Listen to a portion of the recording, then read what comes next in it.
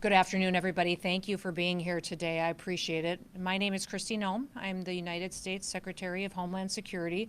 And today we're here in Minneapolis and St. Paul visiting with folks and community members and our law enforcement officers about the worst of the worst. This office here has done incredible work to make sure that we are getting criminals, terrorists, foreign terrorist organizations, gang members off of our streets and protecting the members of this community. I have behind me 4 of the individuals that work here in the state and in this region to make sure that we're getting dangerous people away from the citizens in this community in this state, and I want to introduce them for you. We have Sam Westbay is with HSI. He is the acting special agent that's in charge of this office, and he'll make a few opening remarks here in a little bit as well. We also have David Easterwood. David is with ERO. He is the acting field office director, and I'll ask him to give you a quick update on some of the work and operations that they've been doing as well. We have Tanya Price, who's HSI, an assistant special agent in charge that is stationed here and is doing good work for the citizens of Minnesota, and also Toria Rich. She's the ERO deputy field office director that has been here for several years now working to help protect community members. Listen, the work that these individuals have done has been incredible. Under the Trump administration, our president has been focused on protecting American citizens, on making America safe again. And these individuals get up every single day and support their law enforcement officers that are out on the street upholding the law. Now remember, in this country, with this president in the White House, we don't pick winners and losers. We don't decide which law gets enforced and which one doesn't. There are laws, they are on the books, they were put in place, voted on, and instituted, and therefore we enforce them all. If members of Congress, senators, governors don't like the law, then they should go through the work of changing them and telegraphing and communicating to their members that live in their communities why it needs to be changed. So today, these officers have done incredible work to make sure they're protecting our next generation of Americans. Just since January, they have removed over 4,300 individuals off of our streets who have been arrested and were committing crimes and here illegally in this country. 3,316 had criminal histories, which means they were out there perpetuating violence against citizens here, and now they're no longer doing that because of the work of these law enforcement officers. Of those individuals, 98 of them were gang members, members of foreign terrorist organizations as designated by the Trump administration. Also, 11 of those individuals were known or suspected terrorists, people who will not be able to commit those atrocities here in the United States because we were out on the streets arresting them and removing them and bringing them to justice. 2 of the individuals that have been arrested just since January were foreign fugitives, which means other countries were wanting them for violent crimes and looking for them, and they were able to locate them and send them home to their countries to face justice as well. Our officers are in the streets every single day doing difficult work to make sure that our laws are upheld and that families are protected. Since January, 515,000 have been arrested and deported across this country and removed for breaking our laws. 70% of those individuals had pending or criminal charges against them. I'll talk about a few of the worst that have been removed from this area, but I want you to know that the individuals that have been arrested and removed have had crimes and charges against them such as murder, assaults, homicides, robberies, carjackings, and shootings. And all of those numbers in this community in Minneapolis and St. Paul, those numbers have only gone up since 2019. Under the leadership of Mayor Frey, under the leadership of Governor Walz, more violent crimes are being perpetuated in communities because of their refusal to defend American citizens. Regardless, our federal officers, our ICE officers, ERO, HSI, in partnership with our Department of Justice, agencies, and other individuals throughout the federal government, we will continue to do the work to make sure that these criminals are removed from our communities. I want you to look at these posters that we have up here at the front of the room. One of the individuals, his last name is Munoz. He's from Mexico, and he was brought in and arrested for charges of homicide. Another one is Hernandez Rivieras from El Salvador. The charges against him are human slavery and trafficking of individuals in this country. Garcia's in front of us as well. His last name is Garcia Oliver from Mexico. He's been wanted and charged with sexual assault. And then another individual in front of us on these posters in front of us is Gonzalez Rivas. He's from El Salvador and is wanted for assault. These individuals have been arrested because of these individual law enforcement officers in our community and will be brought to justice and deported from our country, never to return. We also had operation that has been working in this area specific to visa fraud. Visa fraud has been very rampant in these cities, and the USCIS agency has worked on Operation Twin Shield, which is a first of its kind visa fraud operation that has gone out and investigated those who maybe came into this country under wrong paperwork or overstayed and refused to leave, and they utilized fraud to do so. It has been incredible the work that these officers have done in conjunction with the United States Citizenship and Immigration Services to make sure that those individuals no longer get to break our laws and aren't held to consequences of it.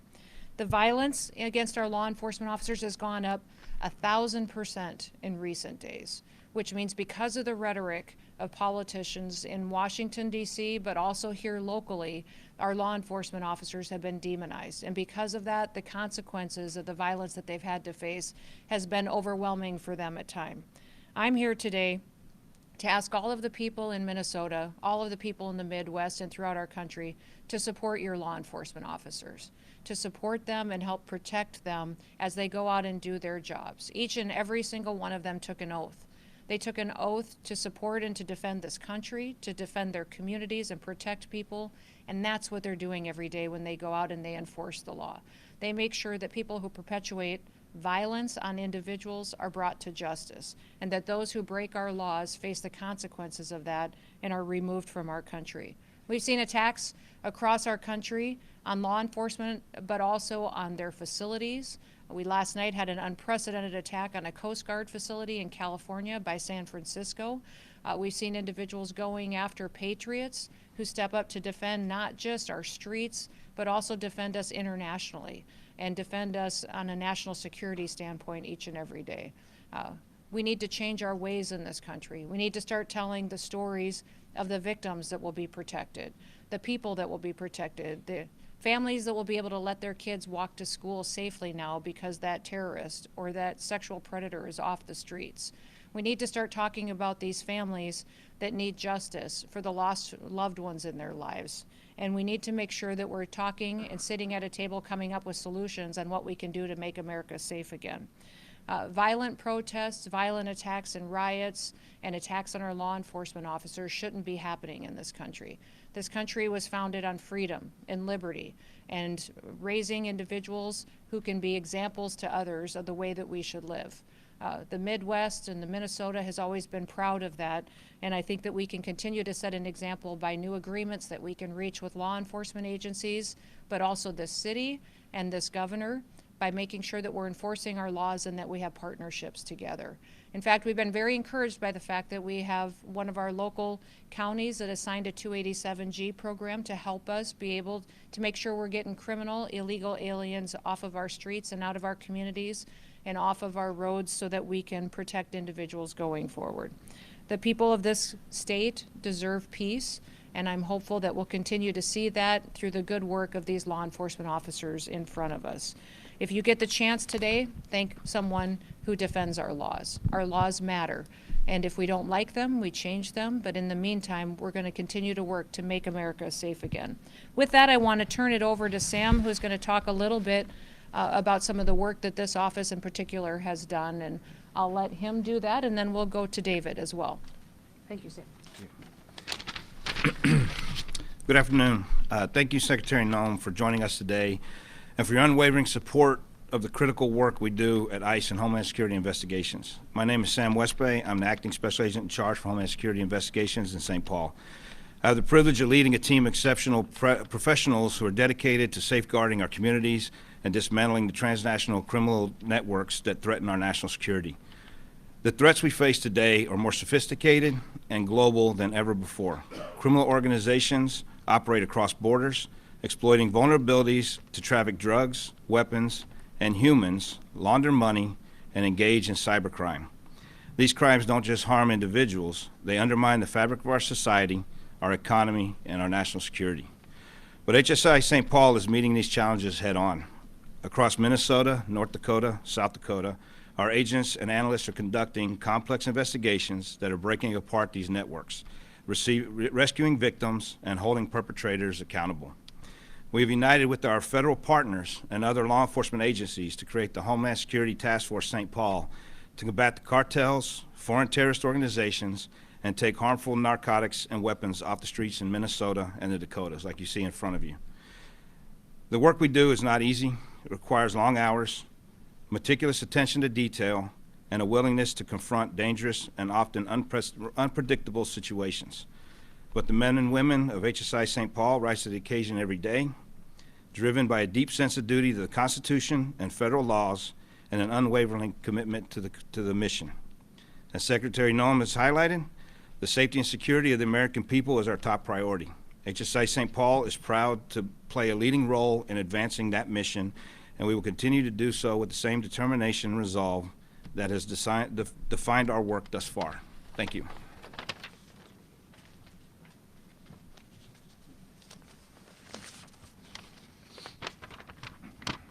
Good afternoon. Thank you, Secretary Noem, for your leadership and for taking the time to join us here today. Your presence underscores the importance of the work we do every day in service to the mission of the Department of Homeland Security and the American people. My name is David Easterwood. I'm the Acting Field Office Director for Enforcement and Removal Operations, ERO St. Paul. I'm honored to lead the officers and staff of ICRO across Minnesota, North Dakota, South Dakota, Iowa, and Nebraska. The men and women of ERO St. Paul embody the highest standards of professionalism, integrity, and dedication. Every day, they face complex challenges with determination and resolve, ensuring the safety of our communities and the enforcement of our nation's immigration laws. Their work is critical to the security of the United States, and I am proud to lead such an outstanding team. Across Minnesota, North Dakota, South Dakota, Nebraska, and Iowa, our efforts have made a profound impact. Whether it's apprehending criminal illegal aliens who pose a threat to public safety, managing detention operations with care and professionalism, or collaborating with federal, state, and local partners, our officers demonstrate every day what it means to serve with honor and dedication. As Secretary Noem has emphasized, our mission is clear: to protect the homeland, uphold the rule of law, and ensure the safety and security of the American people. As we move forward, I am confident that this team will continue to rise to the challenges before us. Thank you.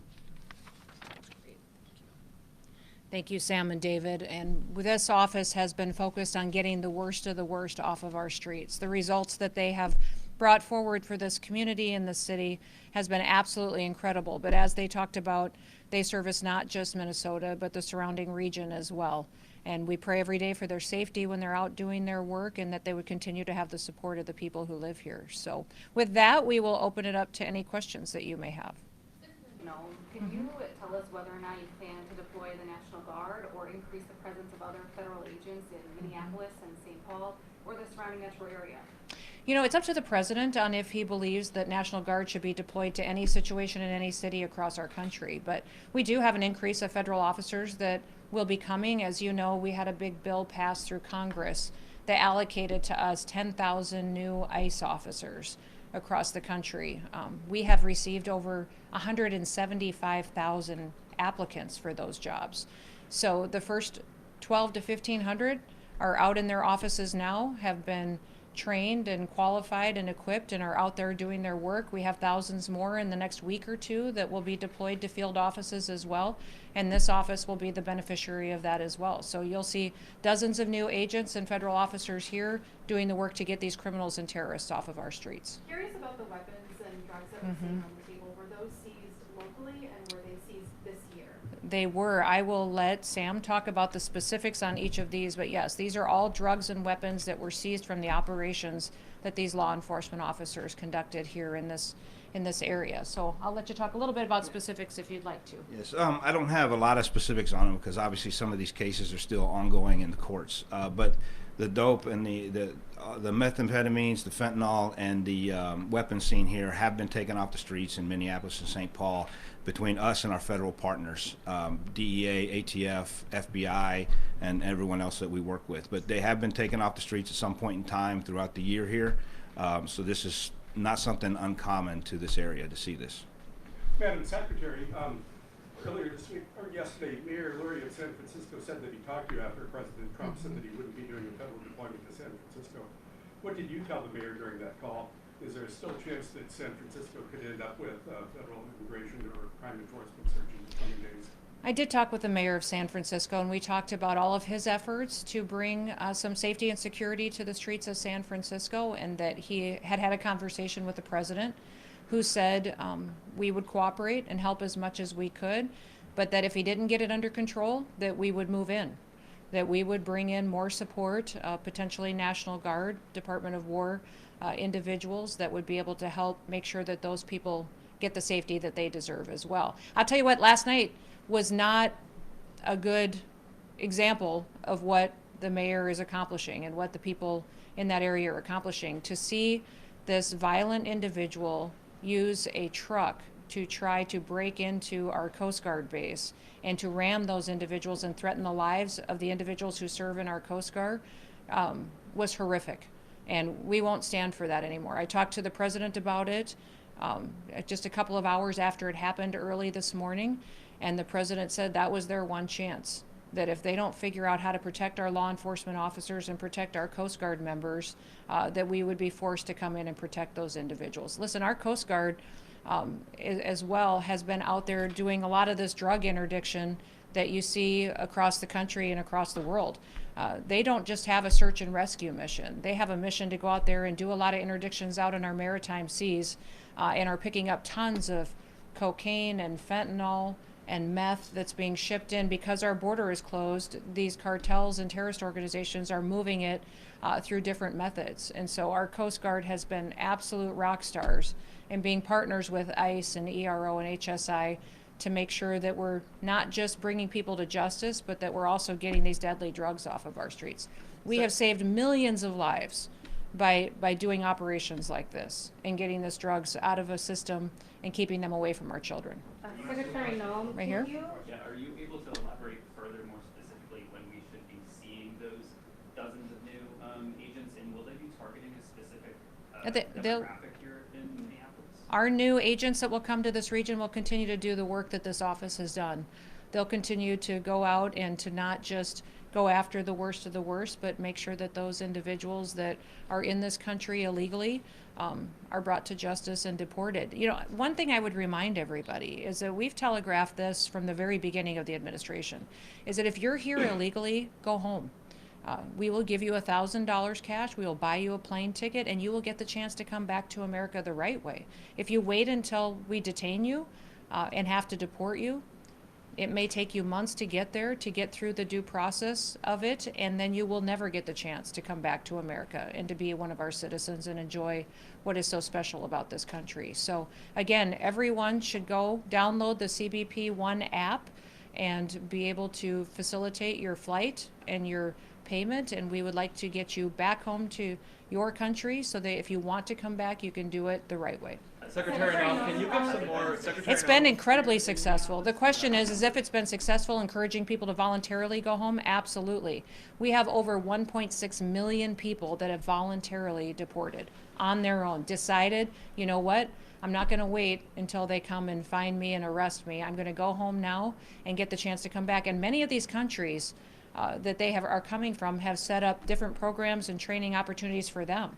You go to Guatemala, Honduras, Mexico, Panama, many of these countries have training programs, housing loans that they will give to individuals who are returning back. They want them to be a part of their economy.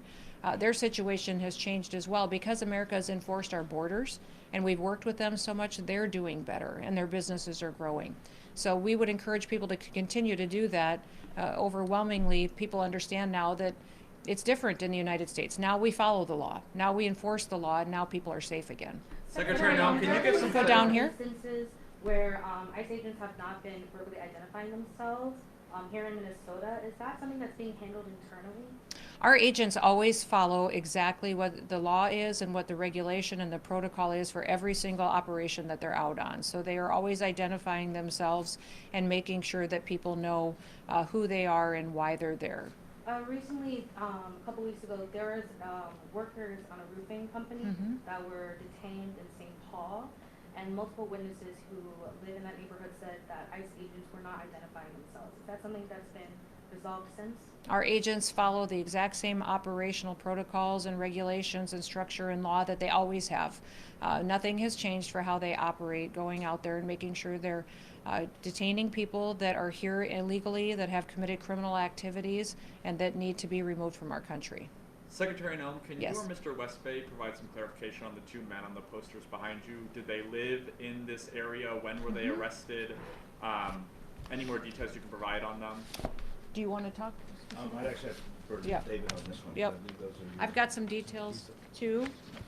Let me, Aldrin Guarnero Munez was a Mexican who has been convicted of assault and homicide in 2004. He was arrested for first-degree assault, third-degree assault, and malicious punishment of a child. In 2005, convicted of second-degree murder and sentenced to 32 years in prison. In 2015, arrested for 2 counts of third-degree assault. In 2016 again, convicted of third-degree assault and sentenced to 21 months in prison. And yes, the individual was arrested under this administration since President Trump has come in. The next one, Jose Hernandez Rivas, an El Salvadorian illegal alien convicted of human slavery and trafficking. In 2023, he was convicted of 1 count of labor or sex trafficking, which is a felony, and he was sentenced to 10 to 12 years of prison, again arrested with this administration. Now, I'll remind you that our detainers that we have on individuals here are not being honored by the state. So when an individual, we lodge a detainer against someone that's going to be released back out onto the streets, this state is not honoring those detainers, correct? Which means those dangerous criminals are released and we have to go out and find them. We wish this state would change their position on that. Francisco Garcia Olivar, an illegal alien from Mexico, was convicted of sexual assault. In 2021, convicted of attempted sexual assault in the first degree and sexual assault on a child of the third degree, and sentenced to 12 to 14 years in prison. And the last one is David Gonzalez Rivas, illegal alien from El Salvador, pending charges for assault, additional pending charges including drug possession, weapons possession, and also that includes a felony charge of carrying a concealed weapon. Were they arrested here in Minnesota? Yes. Thank you, Fred. Madam Secretary. One last question. Who wants to be the last one? Yes, sir. During the October 18th raid in Wilder, Idaho, multiple parents say that their children as young as 10 were zip-tied for up to 4 hours. Other parents say they were spayed and unable to care for their kids. Most of them were U.S. citizens who were later released. Does ICE have any policies on the treatment of minors during raids? And if so, do you make sure that your partner agencies are aware of the rules ahead of time? Absolutely. Those children, absolutely, that never happened. That's a fake story. That is not true. Children have never been zip-tied, and that will not happen in the future. Secretary Noem, can you tell us whether you plan to increase immigration capacity in terms of detainment here in Minnesota, including possibly entering a contract to use the Prairie Correctional Facility? I can't speak specific to a contract, but we are looking for more opportunities for detention partnerships here in the state of Minnesota. So we're looking a lot to state agreements, but also where the state isn't cooperative, such as Governor Walz has not been. I would say we're looking for sheriffs, local communities, smaller towns that may have the ability to help provide and partner with us, because they know so many of these individuals that are dangerous in their communities, and they can work with us to make sure that we're meeting not just their law enforcement needs, but also we're getting those people out of their area as soon as possible. Is there capacity? When has Governor Walz not been cooperating? Well, I think starting by calling our law enforcement officers Nazis and Gestapo would be just about the worst thing you could ever do. When you have someone who has taken an oath to give their life to defend communities and to defend this country and our Constitution, that's a horrible thing to say. And I haven't heard him apologize for it yet either. But if he would sign agreements with us to have our backs out on operations, that he would help with the safety and the security of our federal officers when they're out there protecting people, and making sure that we're focused on getting the worst of the worst off our streets as soon as possible, that would be absolutely wonderful. That would be a sea change that would be fundamental, because I don't know how he sleeps at night. I don't know how he goes to bed knowing that he's letting these people walk these streets and there can be more victims the next day. I hope that the next family who loses their child to the drugs that are on this table or illegal weapons that are on the streets doesn't have to put up with a governor like that. Thank you so much. Have Thank the you, people everybody. that Coming out, thank are you so behind very you, have they much. been deported Appreciate already? you, press. Thank you for coming. Thank you, guys. Much appreciated.